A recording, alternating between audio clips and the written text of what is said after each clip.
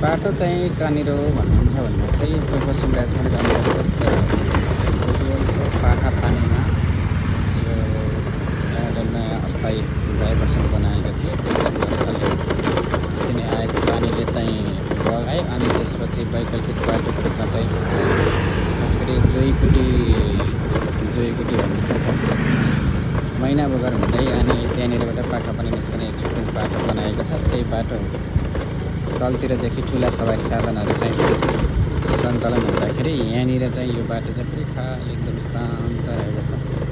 चिसो ठाउँ पनि भनेर चिनिन्छ यहाँनिर यो पानीको क्षेत्र। चाहिँ यहाँनिर हिँडिरहेको छ ल।